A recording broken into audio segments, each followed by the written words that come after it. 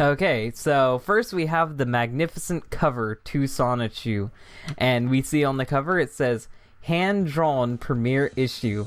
I believe that, Chris. I believe that this is hand-drawn because I can see all the fucking scribbles everywhere. Like, what the hell? You couldn't digitally draw this? I guess this is back in the early 2000s, so it's a little bit more acceptable, but my god, is this artwork terrible. Like, your hand is hideous. Like, what the hell is going on there? And Sonichu's head looks lumpy and malformed. I have no idea what the hell is going on there. Like, the sky, I can barely recognize it as a sky. I can't tell if you got lazy with coloring or if those are supposed to be clouds. This cover is terrible. The hell. At least it lets you know what you're in for with this comic. We can see that we're in for some great artistic, or should I say autistic, masterpiece here. All Sonichu material is copyrighted March 2000 to 2005 by Christian Weston Chandler. All names or persons illustrated in any of the Sonichu comics except that of Christian Weston Chandler that may seem similar to anyone in real life are purely coincidental or otherwise parodic. I can tell you this, that's not parodic. And that's not coincidental, Chris. I know the shit you do in this comic. That's the shit you do is kind of illegal. But I'm not here to get on to you about the law. We're just gonna continue on. Now, I'm not gonna be reading this all together. I'm gonna be summing up some of it when it gets boring. But I'm gonna read quite a bit of it. Our story begins in an open field, 5 miles from the city of Station Square, and we can tell right away Chris doesn't fucking care about checking his spelling. Now, how Chris writes these comics is he'll actually write it down in pencil, then he'll erase that and write it in all caps Comic Sans. So it's like he had a chance to realize that he misspelled miles and fix it, but instead he just left it 5 miles. The city of Station Square, which is under the siege of the perfect chaos monster, while Sonic the Hedgehog ponders over the destruction, a wild boy Pikachu, not male Pikachu, boy Pikachu, takes notice of it from far off distance. And then Christian just fucking opens a portal out of nowhere, and he says, I am Christian Weston Chandler, Sonichu's creator and author of this comic. This is his story and nothing less. This is something you'll notice. Sonichu has an in-canon explanation of why he exists, but then Chris just throws that out of the fucking field when he says that he's the creator. Why give him an origin story if you're just gonna call him the creator? Why don't you just be God of this world and just say, I created him, instead of giving us this backstory? We see Sonic from Sonic Adventure. Sonic is giving the Chaos Emeralds their energy back, and he's gonna fight the perfect Chaos Monster, which does not look like the perfect Chaos Monster. It instead looks like some type of weird salamander. We see this horribly drawn Pikachu and an ass shot of him running towards the lizard, which I don't know what this Pikachu thinks he can do against the lizard. Hell, if anything, your electric might hurt Sonic, because electric and water equals not good. We see that this dinosaur thing is gonna shoot a laser beam at Pikachu, which I don't think that's a thing Chaos can do, but whatever. And then Sonic rams his face in the Pikachu, but it looks more like he gave him a kiss on the cheek. And we see that shoots a rainbow out of him. And this rainbow's fucking ugly, by the way. 15 miles away, we see that there's a horribly drawn Raichu. And it says girl Raichu, not female Raichu, girl Raichu. Fucking lovely grammar, Chris. And we see the rainbow hits it, and it transforms into this fucking Amy Rose OC, fucking Rosachu. God. Her trainer comes down and she's like, where's my Pokemon? And it's like, I am your Pokemon. And it's like a scene out of a horror movie. She's like, I've transformed. And it's like, does that mean you've transitioned? Like, maybe I don't know anything about trans rights, but I think that is what happened here, because later on Rosechu is trans. So thank you, Chris Chan. Thank you for all this great fucking storytelling. We continue at the fight in the city, because you probably forgot that was happening. And the Pikachu realizes that he's mutated into a hideously recolored Sonic. And instead of being shocked and slowly having to figure out his powers, he immediately knows he can run fast, and he immediately has a catchphrase. So figure that one out. Realistic storytelling is not something you get from this comic. He immediately knows that he can still use lightning attacks, and he calls it thunder because he's a fucking dipshit. And he shoots it at the perfect chaos monster, which at this point is just Blue Barney the dinosaur. And really, Sonic didn't need your help, Sonichu. Sonic can do this on his own. He's done it before, but okay. Sonichu flies right by Super Sonic, which there's no in-canon reason to why Sonichu can fly. He never does it again. And we see that him and Sonic both blew up the monster. And Christian ends up saying, from then on, Sonichu went on to make new friends as well as new enemies. And he will use his abilities to stop evil and to save the world. Stay tuned for more Zappin' Adventures of Sonichu. Now, there's no reason for him to have this origin story. There's no reason for him to even do this shit, because Christian always says he's Sonichu's father. And Christian, what the fuck is up with that mullet you gave yourself right there? That's not what you look like. You made yourself look worse than what you actually look like. We see on the next issue, Christian has changed quality yet again because he doesn't know how to fucking draw himself. And he's going to show you the world of Sonichu. The world of Sonichu is a terribly designed city that he made in college. And the fact that he even passed amazes me. It took him a long time to pass, but God. This is him giving information about Sonichu. I would read this, but it's really fucking cringy. All I have to say is hobbies, running, surfing, chilling, mostly outdoor activities. That's all I gotta say. That's all I gotta say. He enjoys the scenery around him just like Sonic. His favorite colors are yellow and blue, narcissistic bastard, and he enjoys popular music. He loves his roast chew. Well, now it might as well be Sonichu, knowing the shit Chris does later on. But yeah, he loves his roast chew. At this point, Roast Chew hasn't been introduced, so we don't even know who the fuck Roast Chew is. She was in one fucking panel, so way to spoil the story, Chris. And speaking of spoiling the story, he tells us about Roast Chew, Kel, and fucking weirdo right there, that terribly designed villain, Nate Shirk. I'm gonna say Nate Shirk because I think that's how he meant to say it, but you wouldn't get that from the spelling alone. And then we see Black Sonichu, aka Blatchu. Blatchu, fucking great name. He's Sonichu's evil twin created... See, spoilers. No, I'm not dealing with this, Chris. I'm not letting you spoil the audience. And then even more spoilers talking about the chaotic combo. Not gonna fucking read that because you haven't introduced them in this comic. You can't do that, Chris. You can't just fucking spoil issues ahead of time. Oh look, more spoilers. Stop it, Chris. This is for you. I'm gonna tell you about writing. When it comes to writing, people do come up with reference sheets. People do come up with this shit, but that's for them and the writers to have. That's for them to keep track of their characters. You don't give the audience your fucking reference sheet. If you give the audience your reference sheet, they know what's gonna happen. They know the plot twist. There's nothing left to tell a story, but Chris Chan isn't trying to tell a story. He's just fucking doing this for himself. He doesn't care about the audience. This is made for him.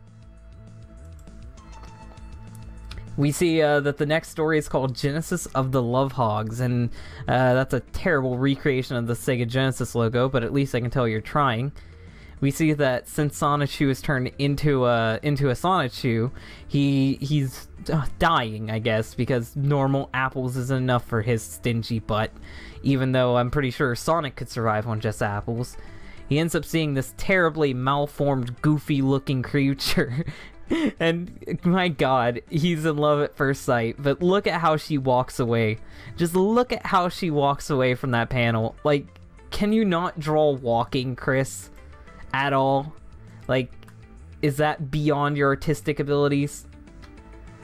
And this is probably the most cohesive I'll see his art. As it goes on, it gets even worse, so you better prepare yourself. He's actually drawing backgrounds. He's actually drawing everything that's needed to be here. This cottage looks fucking terrible, and the trainer says she wants to make Brunswick stew, but she's making it in a fucking microwave, which I wouldn't doubt if there is a microwave version of Brunswick stew, but my god, what the hell? And Pokemon trainers are like 10 years old. What are you doing owning a house?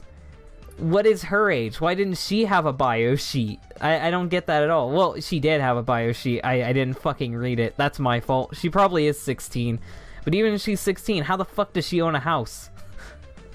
Just confusing shit. Rose-Chu ends up answering the door to Sonichu, and of course she pulls him in because love at first sight. Bullshit. Just a generic plot. Really fucking generic. The trainer wants Rose-Chu to get laid for some reason. They introduced this trainer chick, and she's Rose-Chu's owner. But then Chris completely forgets about her because he becomes Rose-Chu's father. So, like I said before, there's no point in making issue 0 because you disregard everything introduced with it. You don't follow up on any of the shit here except for the villains. Like, none of this is important for the rest of Sonichu. They end up looking at some fireworks, which you wouldn't know they're fireworks by how terribly they're drawn. Fucking Sonichu reads a terrible poem, and I'll read that for you. And I love you, Rose-Chu. As often as birds tweet, you are my lovely heart sweet. Fucking terrible poem. And that's because Chris doesn't know how to interact with people. He doesn't know how to human. So, of course, he would think that's romantic. Which anyone with common sense would know that's cringy. Then we get Rose-Chu eating Sonichu's face, because you can see how her fucking lips just devour him. And you think, hey, maybe this is a little inappropriate for a Sonic comic. No, it gets worse. And when I get to the worst shit, I'm gonna have to censor it, because Chris's censors are terrible. But just look at this night sky. How terribly the scribble marks are. Fucking the Sharpie going over to make stars. Like, god-awful art. My god, I won't go on it too much. And then we get an advertisement for a totally legit video game. 2 legit video games that I really think is happening. Sonichu Advance and Pokemon Lightning version. I really think this is gonna happen. I can't wait. I can't wait to get these at my local store. Ah, great. Then we see whatever the fuck this guy is, just riding on this fucking Pokemon, and the sizing is all off. He looks like a giant, and Rose-Chu looks like she's microscopic. And then Sonichu, I guess I know what they're going for. He's trying to go for an undershot, where he aims the camera underneath the characters, and it's going for an uphill shot, but you did it all wrong. God, it's so terrible. Sonichu versus Natesurk. It's gonna take me forever to get used to saying that terrible name. Natesurk reveals that he is the son of Team Rocket leader Giovanni, and this is just Chris's one of Chris's OCs that he made up for this. He gives a fucking terrible Team Rocket speech, and then we realize that this has actually started at the climax of the story, when in reality we're gonna have to deal with filler. Sonichu and Rose-Chu are at the mall, and of course, fucking sexism, like, what the hell? $20, God, Rose-Chu, of course, she's a woman, so of course she's gonna want to buy everything. And then Sonichu reveals something that's important to Chris trolling. Sonichu reveals that he hates pickles, and that's important for later on. But if you notice, if you look closely enough, he's actually eating Master Shake and Frylock from Aqua Teen Hunger Force. So what the fuck ever there. And then this Zapdos comes crashing in, and then we're back up to date where the story's going. Then we go straight into an action scene. I can't tell. I think Sonichu hits the Zapdos' face. The Zapdos shoves his beak up Sonichu's ass. Sonichu returns the favor by kicking him in the crotch. And then, I don't know what the fuck is going on with that last one, the wing attack. No idea. No idea. And then Sonic just decides to use a Naruto technique and double team, creating a bunch of Shadow Clone Jitsu versions of himself. Yes, I know, terrible reference. I don't even like Naruto. Then we see a countdown. 10, 9, these aren't dramatic. They're not dramatic at all. He just fucking jumps up there, fucking has a insane look on his face in panel 7, and then saves her with little to no fucking trouble. even though Zapdos is like a legendary. And then they all together fucking zap him, and Sonichu's like, I couldn't miss out on this. The thing is about the double team, they're not actually copies, they're just illusions. So really, it should just be Sonichu zapping. Also, how the fuck did that get past you, Chris? You didn't even try with that one. That looks like Sonichu's retarded fucking clone that he's gonna shove in the basement. It's like his abomination. He instantly gives up, Natsirk, and he rides off on a Raikou, which you think if he had both a Raikou and a Zapdos, he'd be better prepared on this. But who attacks someone that has an electric Pokemon with all electric legendaries? Fucking terrible idea. And then we see no one in particular is yelling hooray. Fucking Kel now looks like a South Park character. She looks extremely deformed. Roschu is on model, but Chris just looks like Chris, of course. God. Chris introduces himself as the Mayor of Quickville, and he thanks Sonichu for saving the day, and all these fucking white blobs that Chris couldn't be bothered to draw, also sing their praise. We see in the epilogue that Chris is bragging about himself. He says this is his best book yet. This is issue 0, his first book, so thank you for inflating your own ego. And then Sonichu promotes that Chris is single, which, yeah, if you're single, you definitely want to make this comic to promote that you're single, so girls will want to get with you. This is definitely how you get the ladies. You make a Sonichu comic. At least the characters are slightly on model. And then we see the back of Chris's car, and it says Sonichu, which it does in real life too, because that's the type of person he is. And Chris talks about he wants a boyfriend-free girl, but he just can't get one. And it's probably because he's a fat, ugly loser. And I know it sounds mean for me to say, but if you know Chris Chan, you know what's up there. God. And then Sonichu says, there he goes, with a grin on his face. In the end, he'll say, one girlfriend, please, because he'll probably fail again. I'm proud to have a brave father. You want to brag about yourself, Chris, but you have to admit, you can't get a girlfriend. Also, who the fuck are you going to say one girlfriend, please? Are you going to the fucking takeout order? Like, are you Elliot Rodger? You think the state's just gonna give you a girlfriend? One girlfriend, please. Like, fucking talk to people, Chris. Talk to people. We then see this, which, my god, I'm not gonna fucking write this. I'm not gonna read this. I'm gonna hover over this. Actually, I'll zoom in on this. I just want to say I appreciate being the first to approach you. Oh, that's nothing. That's nothing.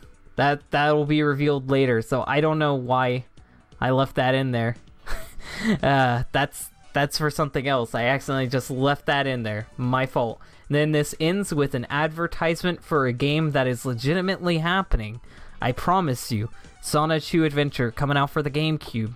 Now you may be like, Dylan, the GameCube isn't in production anymore. You didn't even put the Nintendo logo in there. Well, I think you're wrong. This is gonna happen. I believe in it. I believe in you, Chris. So yeah, what do I have to say about Sonichu overall? It's terrible. But is anybody shocked at that? It's fucking Sonichu. Issue 0 is probably one of the best of the Sonichu issues if we're going for quality alone. It actually tells a story. It's not too insane. But the problem is it's boring. It's extremely boring, and it doesn't even matter to the rest of the plot because Chris completely forgets about everything that happens in Sonichu issue 0 as he continues on. So you can just really forget about this issue altogether. It was terribly drawn, terribly written, and it doesn't even matter. So you can just skip over this one, really.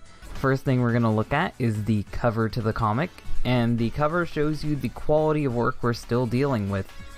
You can see it, the marker lines are extremely uneven and very patchy. You can see that this kind of ruins the twist to the story. It reveals that Sonichu is getting a clone of himself made, so kind of a spoiler right there. But I guess that's typical for Chris Chan, just spoiling everything. We see yet again this disclaimer, and we all know that Chris Chan can't copyright any of this, so this disclaimer is useless. And we see that this episode is called Episode 4, Black Sonichu in Darkness, Speed, and Lightning with an accidental dose of cherry cola. So it's revealed that in the last fight, the Zapdos ended up getting some strands of Sonichu's hair, and then Giovanni from Pokemon, the leader of Team Rocket, teams up with Dr. Robotnik to make a clone of Sonichu. And Chris Chan doesn't understand how DNA works, so he thinks just having hair is enough to clone a whole species. And apparently he also doesn't understand DNA because some cherry cola, just cherry cola, not cherry coke, it just says wild cherry cola, so I have no idea what brand that is. It just gets spilled on the DNA, and the idiot Bill puts the DNA in the machine anyway. Which you think some monster cola thing would pop out, but no. It's just Shadow the Hedgehog. Well, Shadow the Sonichu Hedgehog. They wonder why he's black. And he's black purely by their own incompetence. No one's to blame but them. And they decide to roll with it and just say that he's a Sonichu, he's dark and powerful, which they don't know if he's powerful. They don't know if he's gonna pop out of that tube screaming like a retard because they messed him up with cherry cola. You have no way to prove this. Also, how do you brainwash something? I don't get the logic of this at all. I really don't. I just don't get this. We see that Giovanni and Robotnik are still planning to take down Sonichu. Nothing really special, just generic villain talk. And then they end up draining the tube, and Black Sonichu is revealed. And yes, he is black. Way to be a racist, Nate Cirque. They decided to call him Black Sonichu because originality is something that this comic lacks. And being able to talk immediately as he's born, he says that's fine with me. But let's just shorten it to Black Chew. Deal?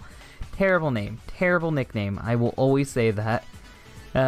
He ends up revealing that he is Black Chew's master, and that Giovanni is also his master, and Dr. Robotnik helped make him. And of course, they gotta give him some knockoff Shadow the Hedgehog boots, because what is originality? Black Chew then asked if he's cloned from Sonichu's DNA. Wouldn't that make Sonichu his father? And Giovanni tells him don't respect him, hate him, you need to conquer him, generic villain stuff. One thing I want to note about Black Sonichu's design, in Shadow the Hedgehog, they actually designed him to have black fur on his arms. It makes him look tough, it makes him look menacing and edgy. This guy has cream arms, so he looks like a weird abomination hybrid of Sonic and Shadow the Hedgehog. And it deeply bothers me. We then see Dr. Robotnik gives Giovanni a stat sheet, and it turns out the stat sheet is from Kel, who took Sonichu and Rosachu to Professor Oak. That's the only time that Kel ever plays a significant role in the actual plot of Sonichu. So congratulations, Kel. He did one thing and it ended up making Robotnik have the plans to both Sonichu and Rosachu's demise. Thank you very much.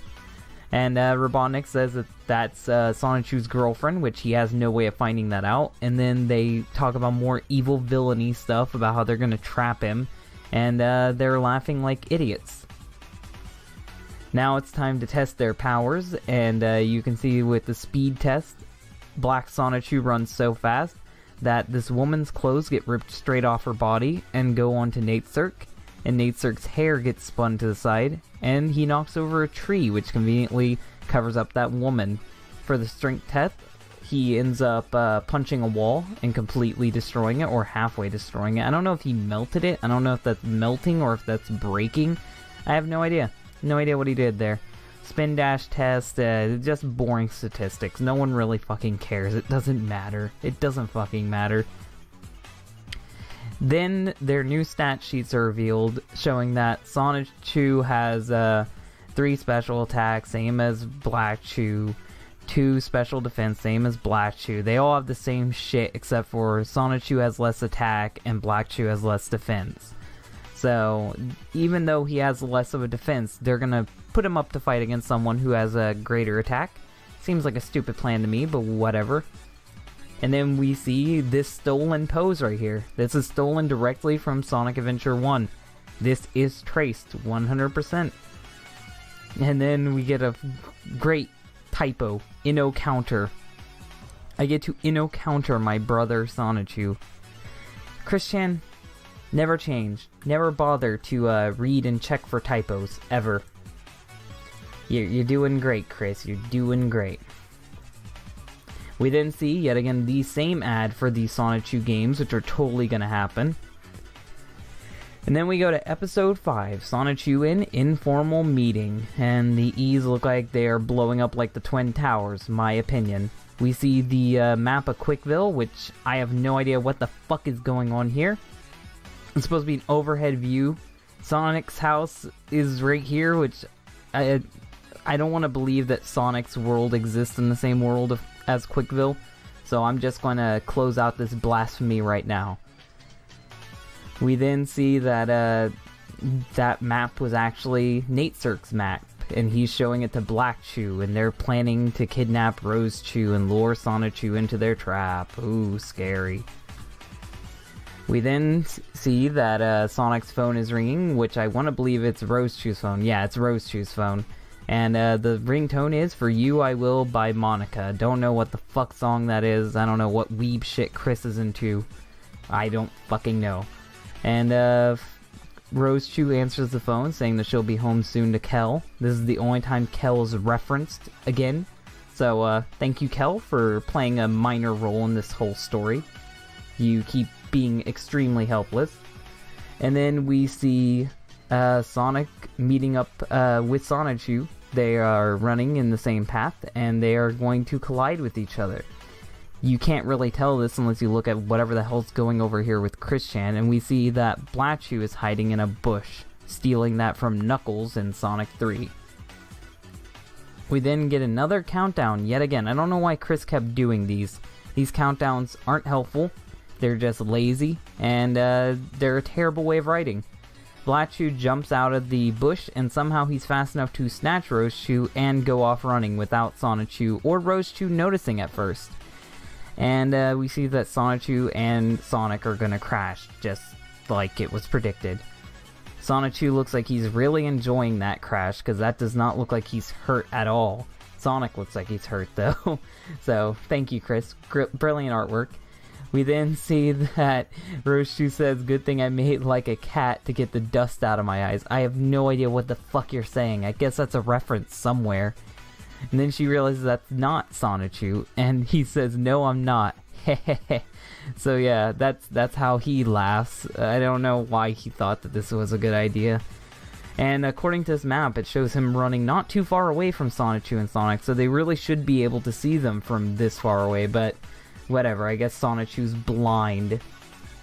Sonic and Sonichu realize that they are the same people, and they met each other before when they fought the perfect Chaos Monster. I'm not even gonna fucking talk about where this takes place in the Sonic timeline at all. And they decide that Rosechu has been kidnapped and that Sonic needs to team up with Sonichu to go save her, and this is just fanfic. Like, it's always fanfic, but this is extra fanfic. Then we get an ad for some totally legit Pokemon cards, and it says, "He's zapping to the extreme. Catch the power of Sonichu in the Pokemon trading card game. EX." Wow, was it that long ago since the EX cards came out? Oh god, I feel old. CWC brings new strategies with over 60 new cards with brand new Pokemon trainers and energy cards. It doesn't fucking matter. You don't get to have these. He keeps them to himself. We then see episode 6 start. Sonic and Sonichu in Black Metal Combat. We see that Rosechu is in a cage, which is supposed to be electric proof or rubber coated, whatever, who fucking cares. All I know is the bars aren't that big, and she can stick her hand out of it, so she could at least electrocute Robotnik, but I guess no one thought about that. I would at least try to electrocute him, but I guess she's just perfectly fine with being his victim. We then see that Robotnik sings and dances and talks about how he's going to trap Sonichu. which even Chris says it's really lame. But I'm more concerned about how Eggman's leg is drawn there. Like, his foot is way too big and his leg is way too small. Then his other leg is ginormously fat. So genuinely curious about that. Also, Chris, did you just pop in here? Did you just pop in here out of nowhere? How are you here? Why aren't you trying to stop him if you are here? Yes, we know you idol Sonic and hate Eggman. That's what you're supposed to do. It's the point of the game. It's the point of the franchise. We then see that map yet again, because that map is playing more of a role than the characters are in the story. And then Sonic actually finds a badge with Eggman's face on it. Great, just leave badges with your face on it so everyone knows where you are. And now Sonic knows Eggman is up to this, so he's gonna split up in case things go wrong. And then fucking Nate Zirk says that they came here, they made a Black Sonichu, and you need to fight him. And Black Chew's like, I'm Black Chew, because yeah. And they reveal that that's his clone, which I'd be wondering why he's black, but maybe that's just me. I doubt they'd tell him the cherry cola thing, because that's pretty fucking embarrassing that you're incompetent. And then we see a generic fight scene where Black Chew punches Sonic and his face twists completely to the side. And he calls that a sneak attack even though he punched you from the front. Then Sonichu rams him in the gut, and Black Chew looks like he really fucking liked that. It's really weird. And then we see that he does a Thunderbolt, and I don't know where that Thunderbolt goes. I guess Sonichu dodged it, but they didn't really show that too well. And then Sonichu just kicks him in the face. And then he says, getting tired, Black Chew, I'm just getting warmed up. And he doesn't even realize he's standing on a giant X. A giant X. You're standing on it, Sonichu. Are you blind? I think he's actually blind. I think that's part of the plot. That's part of the deep lore. Then Eggman says that's tempered glass. I don't even know what tempered glass is and if it would actually stop it, but whatever. Somehow it's going to drain him of his energy, even though the only thing that's showing electricity are these two things, and I don't even know if those can drain him, but suspension of disbelief for this retarded comic. We then see Sonic show up, and he's going to fuck things up, but then Eggman's like, no, I made a robot, because robots have stopped Sonic all the other times you've tried this. We then see the robot is doing some wicked dance moves, and he is called Metal Sonichu. And Eggman's really showing his creativity. This Metal Sonichu can shoot electric attacks, and Sonic is just fucking with him. Sonic is just hardcore fucking with him. Possibly ripping off the Sonic X intro, but I don't know if Sonic X was out at this time, and I'm not gonna look it up. We then see it chasing Sonic, and Sonic launching attacks at it, and then Sonichu tells him to bring it over there, and somehow the robot is strong enough to break the dome, and Sonichu is charging up his attack like a Kamehameha. Sonic launches into the attack, and instead of getting extremely electrocuted and killed, he is instead launched forward, creating the Zap Cannonball, which I'm calling the Zappy Cannonball Ha, because that's what it was loaded like. We then see that the fucking Sonichu thing tries to use Defense Curl, which doesn't fucking work. And it gets launched to the moon, which, by the way, if you think he's gonna come back, if you think that's hints that he's gonna come back, he's not gonna come back. Rosachu's easily freed, she says thank you, and then we see that, the Metal Sonichu is on the moon, but we never see from him again, so that's pointless. And Rosachu punches Black Chew in the face, showing that she could defend herself, but she just chose not to. So thank you, Rosachu, for being fucking useless. Then we see Rosachu meet up with Amy Rose, because sexism. And then Chris creates a sexist joke at the end saying that, pardon me, they're gonna girl talk for a couple hours, and I'd like to save some time and money on car insurance. And then he says switching to Getco instead of Geico, which you could say Geico. You're already infringing on so many copyrights, you might as well infringe on that, Chris. And that was Sonichu issue 1. What did I think of this comic overall? It's just as bad as the previous one, and it's trying to set up some type of overarching lore, and it's trying to set up characters and stuff, but really these characters don't do much later on. The most important character here is Nate Zirk, yet again, who actually does play a big part in the story, Black Sonichu is introduced, but he doesn't do much throughout the whole fucking series. And really, he's just underwhelming. He gets the crap beat out of him by Rosechu, which Rosechu is weaker than Sonichu, and I don't even understand how he could lose in a fight to her. We need to see Rosechu's stats. We didn't even see Rosechu's stats. This whole comic was stupid. There was typos everywhere. The story barely made any sense. Characters were terribly proportioned. It was just bad. It was just bad. But there's no surprise there. It's fucking Sonichu. First thing we're going to talk about is the cover. On the cover, we can see yet again, it's Chris's brilliant hand-drawn cover. And the artwork has not improved. This is issue 3, and the artwork still looks bad. As you can see, it says up above, drawn June 20th, 2005. So that means that this is a whole 2 years after the original Sonichu. And as you can see, there's this weird-ass bird. Looks like it's diving its head right into the logo, trying to kamikaze it. We see that this Red Knuckles guy has an upset stomach. And everybody else is looking off into the corner, presumably at that weird purple hedgehog man coming out of the box. But who knows? Who knows? We get Chris's disclaimer yet again, and I'll say like I do every time. It's not product, and you will never be able to copyright this. So, we get an introduction with Chris's big retcon rainbow. You know that rainbow that turned Rosechu into Rosechu? Well, it actually spat out a bunch of eggs for no reason, because apparently rainbows have a gender, and rainbows can produce eggs. That is something you don't learn in biology class, but it's something you learned here today.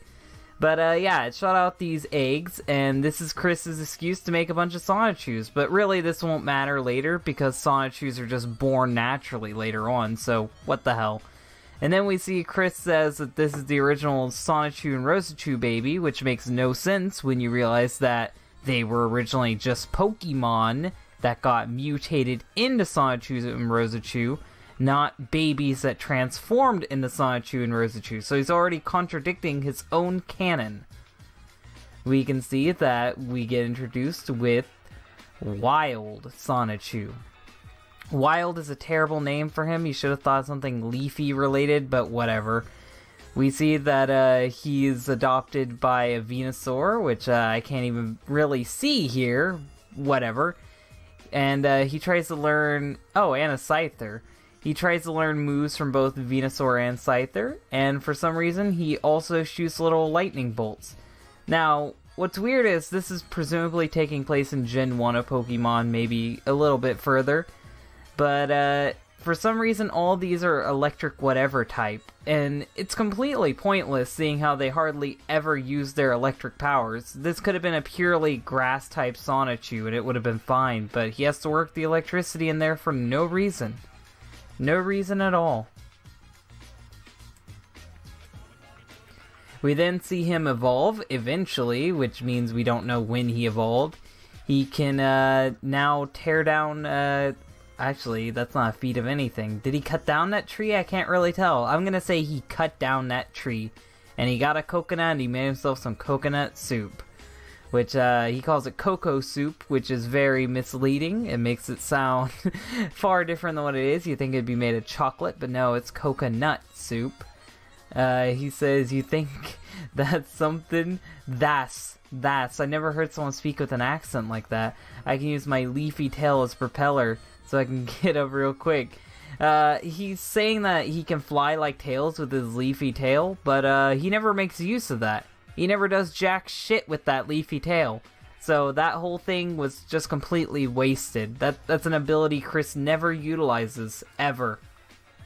We then get to see Bubbles Rosechu. Her egg falls into the ocean, which I assume she would have hatched and drowned if it wasn't for a Swampert saving her. And I don't know what the fuck that whale Pokemon is. Sorry, I'm not very caught up with Pokemon.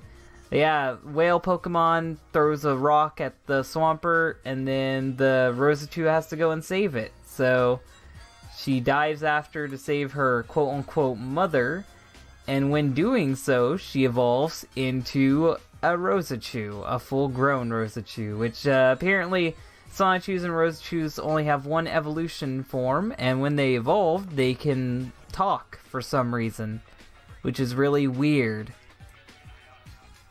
We then see Angelica. Angelica, I hate that font. I hate cursive in general, not very good at reading it.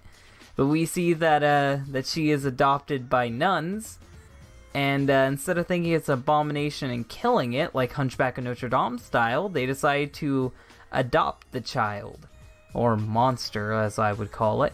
One thing that is important that will come up later on in the comic, these are nuns. Nuns are of the Catholic variety, meaning that this is a Catholic church.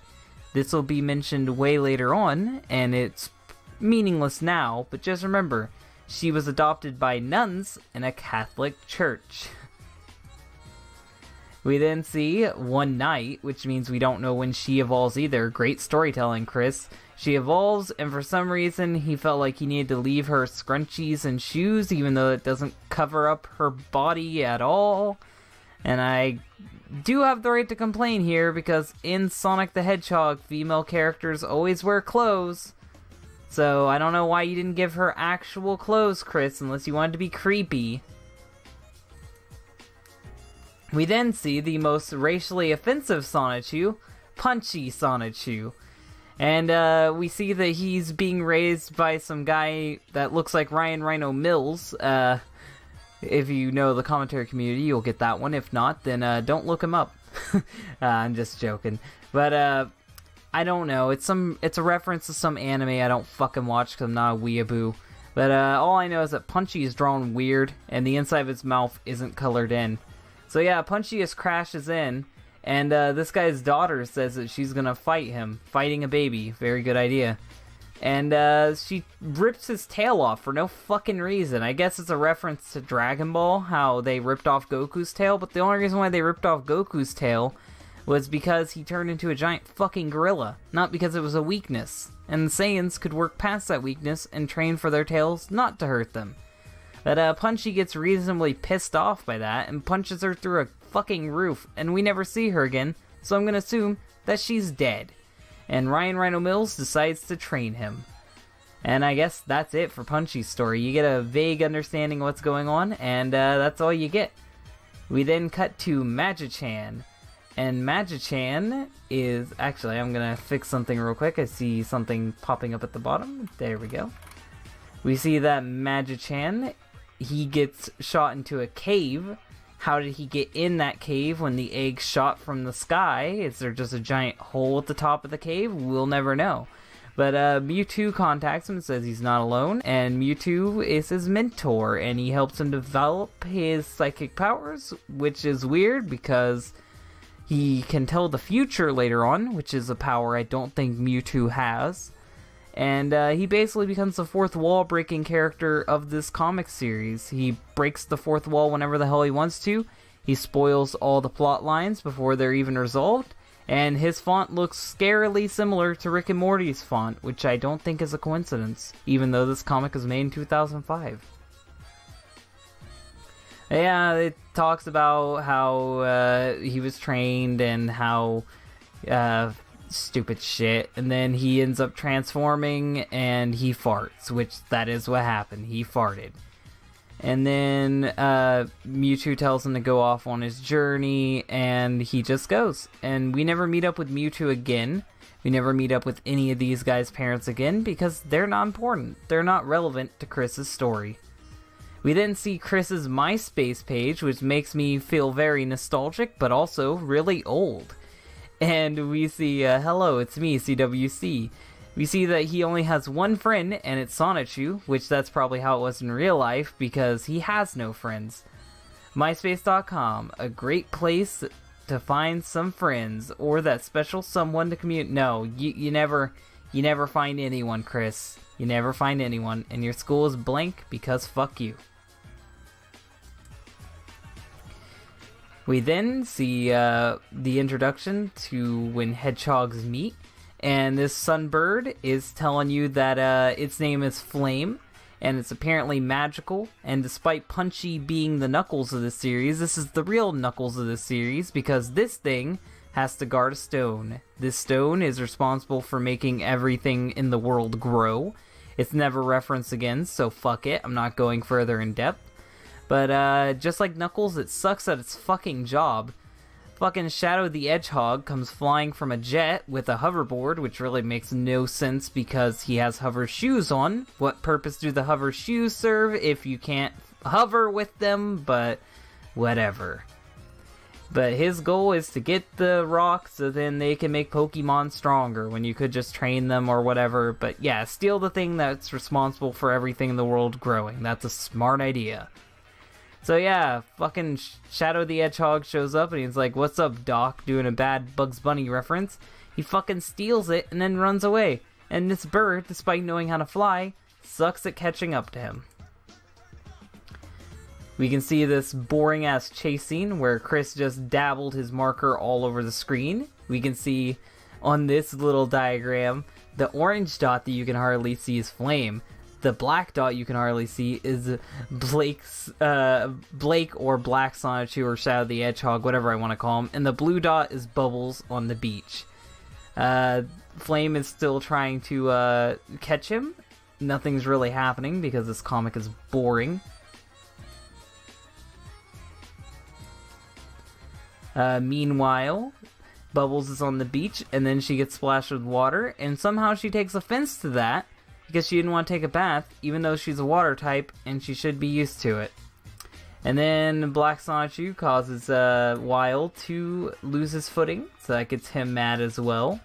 So Black Sonichu is just running around being a deviant, getting everyone pissed to him. He even interrupts Punchy, and Punchy grabs onto his board, which is never a smart idea. And then we see Angelica using a power that she never uses again, because she is able to make life grow.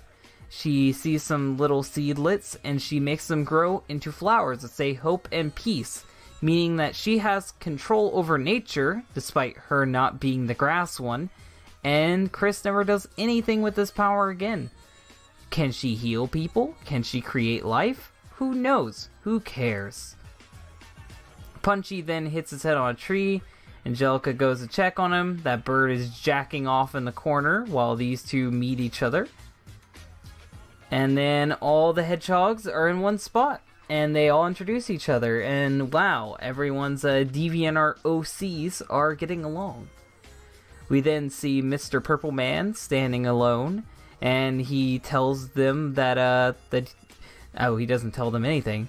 He is talking about how their destiny is there, and then he says that he has to teleport to their location and ruin the plot.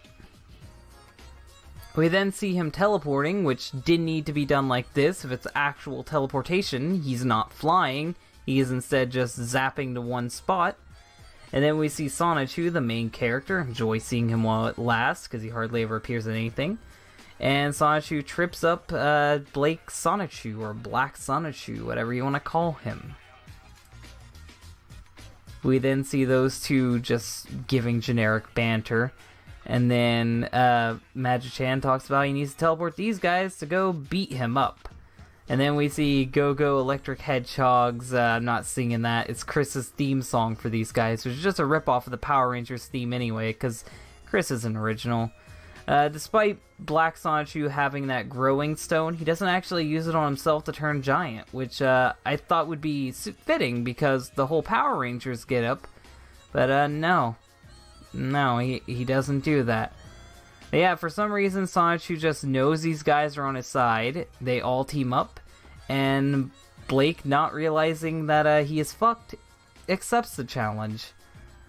He's charging up his energy and shooting it off at all of them.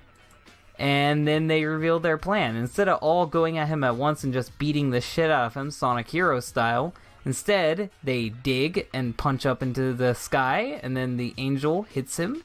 And then, for some reason, not using any grass attacks at all, fucking Wild just punches him. Anybody can punch. Then fucking Magic-Chan psychics him, and then Bubbles just fucking slaps him. She just slaps the fuck out of him. And then, of course, Sonichu spins into him, and Sonic Spinball happens, which is what that's supposed to be. And then we see Black Chew on the ground, and it looks like he's bleeding, but those are actually supposed to be little birds flying around his head. And then we see, are you one out of 2 lonely males in the entire world? If you are, call right now, and we'll send you a beautiful girlfriend free. Elliot Rodger would have called this in a second. So many desperate men would call this number. If you would call this number, be sure to press plus in the chat right now, the plus button. Why plus? Because I wanted to do something besides a number for once. But be careful, for if you call late or early, which means there's no time to tell at all and this is supposed to be a poorly told joke, you will get a girlfriend, but you won't get a girlfriend, but a monkey. And do you... why wouldn't they want a monkey? What's wrong with a monkey? I want a monkey. Monkey Jones. He's a cool man. I would want that. And then it says 1-800 right now, which I bet you some people have called that number. Please don't call that number. It'll probably be a sex hotline. This offer is valid to 18 and older girlfriend-free males. Background checks will be... Why did you add that in? Why did you add that in? There's no point to that because this whole thing doesn't fucking exist. And that was Sonichu issue 3. How was it overall? Just like every other issue of Sonichu, it's poorly written, the plot is bad, and just like all the previous issues before it, most of this shit is disregarded in the Sonichu canon later on down the road. And yes, there is a Sonichu canon, despite how autistic that sounds, and yes, there is a Sonichu plot, no matter how insane it is. So yeah, what do I have to say about this comic? I can't say it's better than any of the other ones, and I can't really say it's worse than any of the other ones. It's just bad. This cover, it's not the worst drawn of all of them, but it's also not the best drawn. We see that Chris has drawn himself almost radically different than he has before. Now all of a sudden Chris is skinny, he has bow legs, and he tried to imitate his own belt buckle that he has. It looks like Chris is covered in rashes, even though I know that's supposed to be bruises. It just looks terribly drawn. He's crying because people are bullying him. It's supposed to look like a street light behind him or a ray of sunlight, but instead it looks like he's on a stage and he's giving a terrible performance and everybody hates it. We see that his made-up twin sister, who no one knows yet, is in the side corner crying. That's not how you introduce a character, by the way. And we see 3 people mocking him. The 3 people are Mary Lee Walsh, some random security guard, and Morty from Rick and Morty. Mary Lee Walsh says, "You're never gonna get away from your loneliness." Morty says, "True love is illegal in Virginia."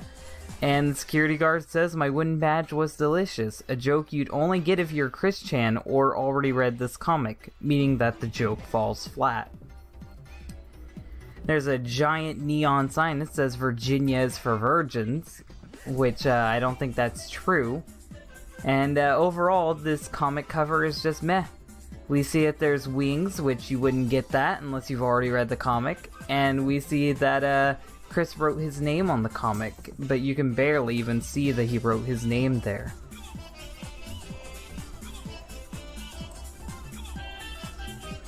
We see that the sub-episode 1 is called Kristen Chandler in Jerk Off Catastrophe. And I know that's it's hard to not just say jerk off, but it's jerk op.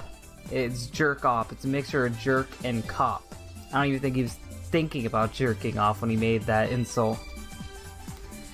But yeah, we join Chris as he's loitering in a mall in 2005, even though the story takes place before 2005, because these comics are all based on his real-life stories. All the sub-episodes are.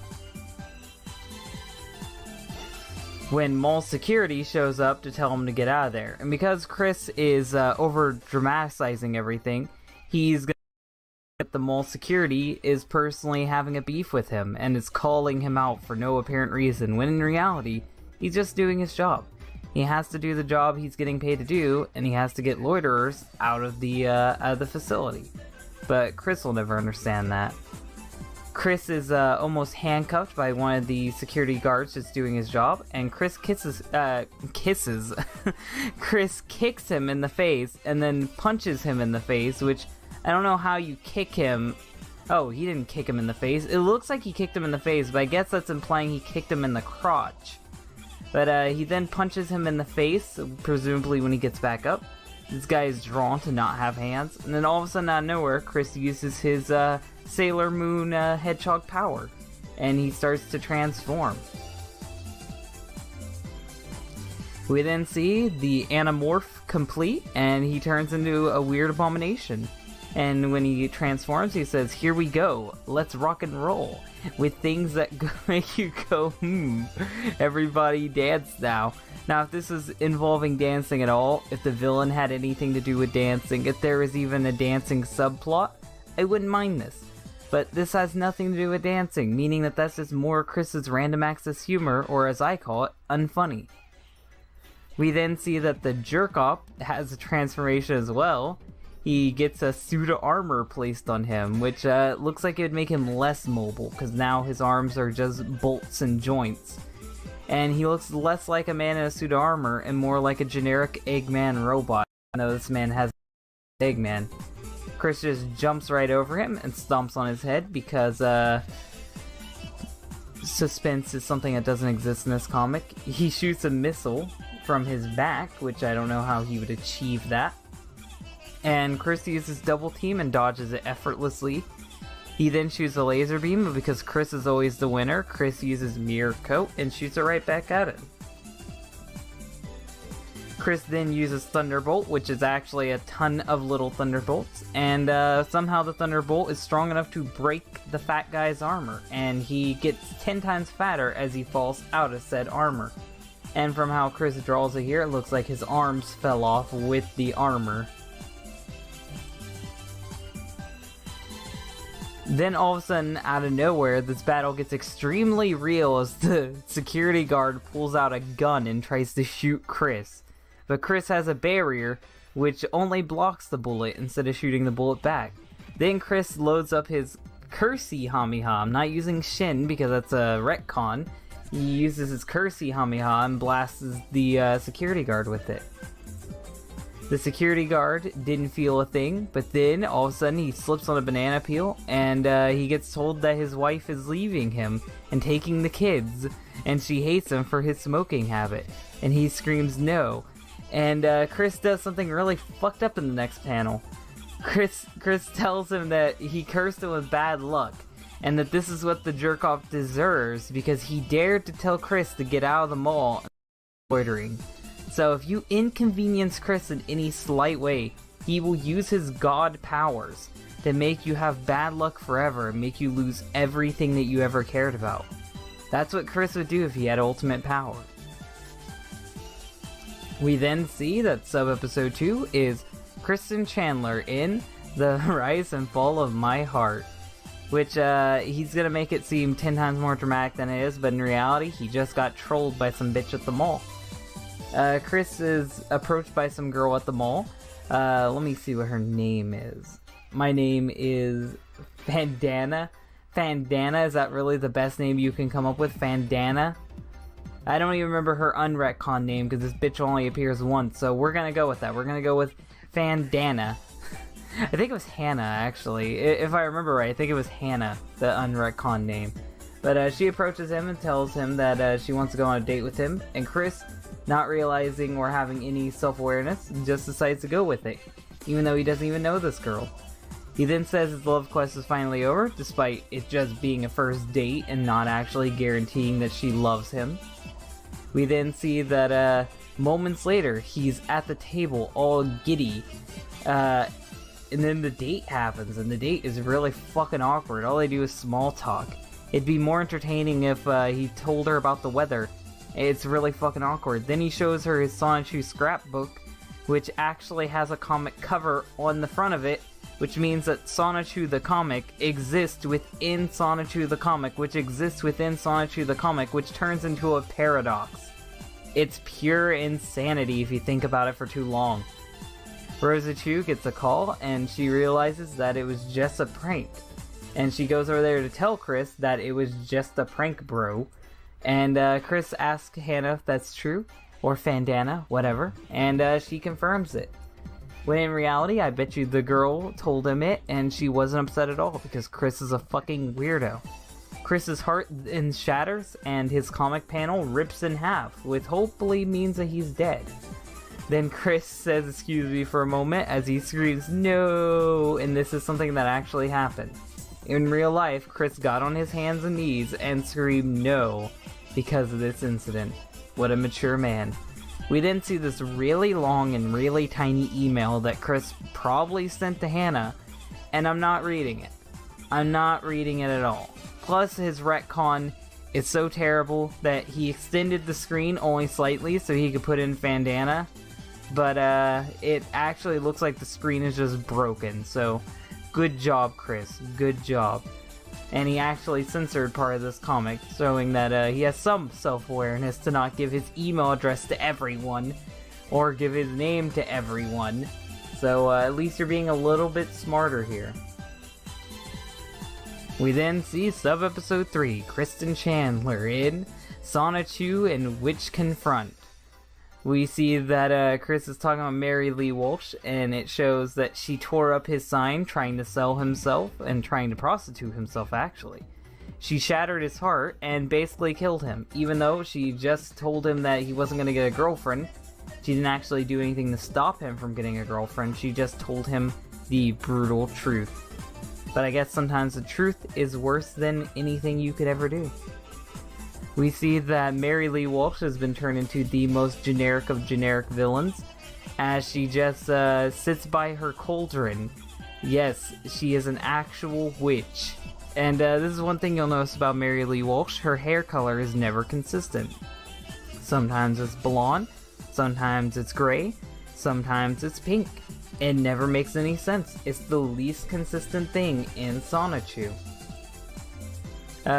She launches an attack at him, he dodges it, he loads up a thunderbolt, she shoots a bunch of attacks. You can't really see what's going on because Chris isn't handling this correctly. Chris uses double team, attacks her. You know, all these battles are kind of the same. Chris uses double team, Chris shoots him with lightning. Can you think of anything else? Because we've seen Sonichu do this in the first issue. We've seen Chris do this in the last sub-episode. Why are we doing this again? Why do we have to constantly be on repeat with these comics? Like, can't you think of any new suspense? Like, at all? We then see that she approaches him in a one-on-one fight. He punches her in the face, even though she didn't hit him first. And then she kicks him in the crotch, which is pretty hilarious. He kicks her in the tits, which I'm pretty sure that's intentional. And then she straight up stabs Chris, turning this into assault with a deadly weapon. We see that Chris transforms back into Chris, and he drew an arrow, which actually looks like his sleeve just ripped everywhere. And if getting hit in your chest is your weakness, that's terrible. What if anyone punches you in the chest? It seems like to me that's going to cause you way more harm than good, but this never gets used again.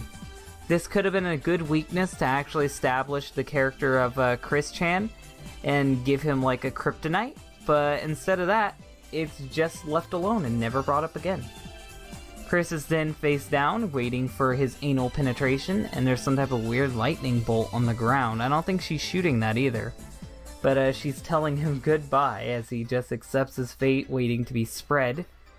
And, oh, it's a lightning bolt being shot by Sonichu. What terrible direction. But, because Chris realizes he isn't being anally penetrated yet, he gets up. And, him and Sonichu are gonna confront Mary Lee Walsh now. Chris loads up a Cursey Hamiha, and Sonichu charges his energy. Which, realistically, these two moves shouldn't work because Chris's move is just giving you bad luck, and Sonichu's move is an actual move that'll fucking murder an old lady. So, really, Sonichu should be the only one attacking, because Chris, your power sucks dick. The Curse Lightning Bolt hits Mary Lee Walsh, and despite it's supposed to be giving her bad luck, it doesn't give her bad luck, and she just randomly disappears. You would assume they murdered her, but no, she comes back later. So, no, she's not dead. We then get Chris Chan in Mick Attack. Now, to give you a little bit of context here, Chris Chan was loitering at a McDonald's this time. I think it was still the mall, but it was the McDonald's in the mall. So, no. I think this is Walmart. This is a McDonald's in Walmart. And Chris is just sitting there drawing and listening to music on his DS, which I never used a DS as an MP3 device, but I guess you could. I guess you could listen to video game soundtracks. Chris is talking about his anime wings because he's obsessed about that. He even put them on the cover for no reason. Then the same jerk-off from last time shows up, which would assume that this is the same mall, but no, it's not. And he comes with a robot man who has robot hands, which I assume is the guy who didn't have hands earlier. And they confront Chris, and now all of a sudden Chris just has the anime wings. Chris tells him to bring it on, and the manager pulls out 2 midgets to attack Chris, and Chris breaks them into pieces. Oh wait, no, Chris doesn't break them into pieces. His new OC brutally murders them. The reason why I say he brutally murders them is we don't see them again, and they are actually sliced into pieces on the ground, which means that we can assume that they are actually full-fledged dead. They're just dead. They're not coming back. And we see that this new Sonichu is named Darkbind Sonichu, which is a mixture of Darkwing Duck and Sonichu. So now he's mixing his mixed OC with other original properties that he doesn't own. You can truly see the insanity of Chris Chan growing as this comic continues. It's just fucking batshit crazy. Now we have fucking Darkbind Sonichu, who is a mixture of Darkwing Duck, Link from The Legend of Zelda, and Sonichu, who is himself a mixture of Sonic and Pikachu. This is just a clusterfuck, and his design is hideous. He looks like Sonichu overall, or Magi-Chan, should I say. And he has a scarf, which actually turns into a cape somehow, but the cape is the same color as his quills, so it looks like he has freakishly long quills. He has spiked hair in the front, which makes no sense seeing how he's a hedgehog. You could really just dissect how ugly this character is and how bad the design is for minutes, but I'm not going to waste your time like that. I'm just going to leave it at that. Chris says good for coming to my aid, even though he brutally murdered people. And then Chris turns into Chris Chan Sonichu, and this time he has anime wings, and the anime wings are really big because fuck you, Chris has this power now. He didn't even give it an ancient reasoning, it's just this is what happens. So now Chris just has wings on his head, and it looks fucking hideous. I get what he was going for, he was trying to look like Mario from Mario 64, but it doesn't work because Mario had a hat on. These are growing out of your head, it looks ugly.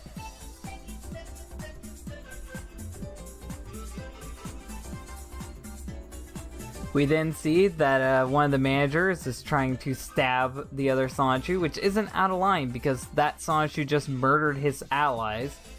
That Sonichu cuts off his arm, and then they make bad Monty Python references.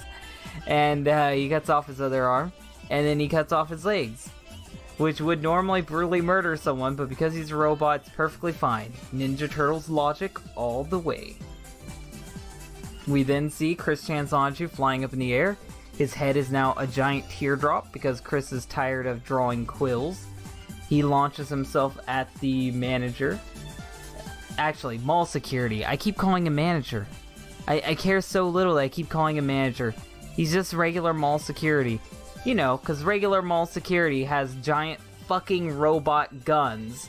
Giant fucking transforming robots. How does this guy even work here? How does this guy even work here? This makes no fucking sense at all. And I keep calling him manager because that's how little I care about this character. I get that he's the jerky. He's the chief of all the jerks. But I don't give a damn. I just don't care. I don't care. Chris then makes a substitute out of Legos, and the guy breaks it, and he's confused, even though it doesn't look like Chris at all. And then Chris attacks him from behind because Chris is cheap like that. And with those two defeated, Chris lectures them with his poorly drawn finger and giant football-shaped head. And Darkbind, being contempt with murder, runs off before the police shows up.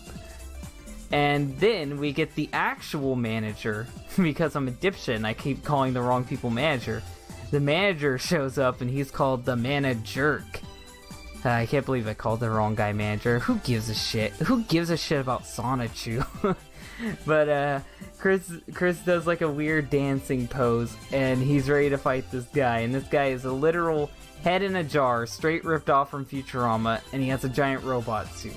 If you have giant robot suits and you have this type of technology, why the fuck are you working at Walmart and the mall? And how is Walmart and the mall working together to take down an autistic guy?